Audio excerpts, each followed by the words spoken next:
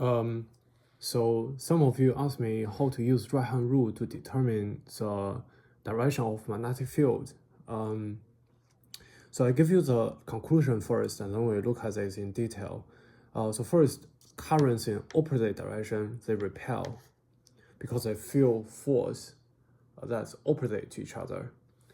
And then current in same directions, they attract because they feel force towards each other. So we have Lorentz force law that tells us the direction of force that's dependent on both the velocity of the current, so the direction of the current, and also the direction of the magnetic field. And the direction of magnetic field, we need to look at Biot-Savart law, where we have the direction of current and separation vector. So what was the separation vector? So in electric field, we learned that we have source charge, which is a charge that produced the electric field.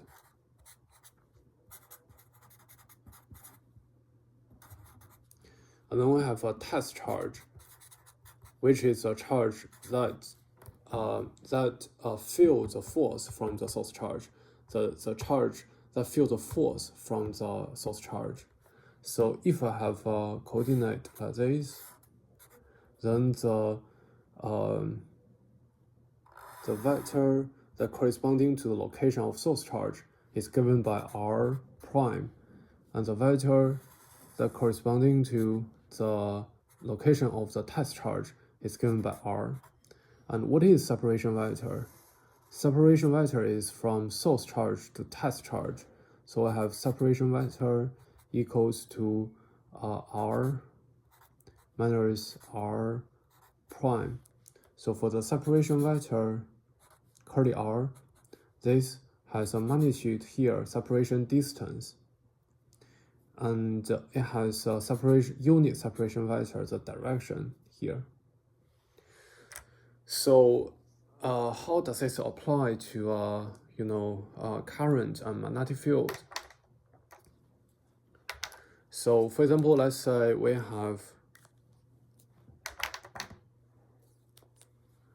a current flowing in this direction, a line current. And then based on basic right-hand rule, we know the magnetic field should be like this, should curl around the current. So, but how do we see it from the Biot-Savart law? So if I have, so first of all, from the simple right-hand rule, if I have 3D, the magnetic field would curl around the current, right?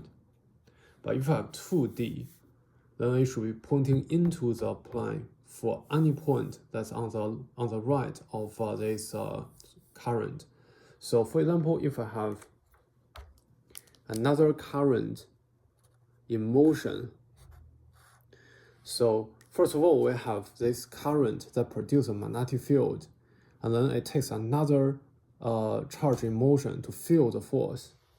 So here we can draw a separation vector like this. So from the source to the one that's going to feel the force. Okay, so based on a Biot-Savart law, we have the current in this direction, separation vector in this direction. So right-hand rule, we have here and then here. So magnetic field is pointing down. So magnetic field at this point is pointing in. It's pointing in. So if the charge in motion actually is part of current, part of another current, so I have charge density here flowing towards this direction, then the force here, so we have a V cross B. V is this direction, B is into the plane. So VB. So I have magnetic field. So we have magnetic force pointing towards the left. So this is separation vector. and this is the force. Okay, so now this current would produce a magnetic field as well. So right-hand rule, magnetic field would be like this. So we can also draw another separation vector here. And it takes another current to feel the force. So this current is pointing up. Separation vector is this, separation vector is this direction. Sorry, something wrong. Oh, sorry. So we need to determine the direction of magnetic field first. So this current produces magnetic field. We need to determine the magnetic field first. And this is separation vector. And then at this location, so we have current and then separation vector. So magnetic field would be pointing up. So at this location, magnetic field would be pointing up out of the plane. Okay. So now this current can feel the force of this magnetic field. So we have the force equal to QV cross B. So V is this direction, and then B is upward. So magnetic field is pointing this direction. So magnetic field is here. So this leads to here, currents in same directions, they attract. So if the two currents that are very soft, the two lines, two wires, they will bond because they, attract to each other.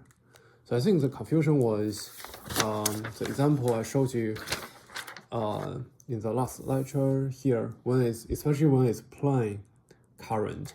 So the current flow towards x direction. And then based on the beyond Savier law, we have the current flowing this direction, and then we have the separation vector direction. So for all the points that's above the plane, we have separation vector, let me just draw here. Separation vector would be pointing up. So current is this way, and pointing up, magnetic field will be pointing towards the left. So that's why it's pointing towards the left. So for any point that's below the plane, we have the separation vector pointing down. So we have here the current and then pointing down. We have magnetic field direction towards the right. Hope that's clearer.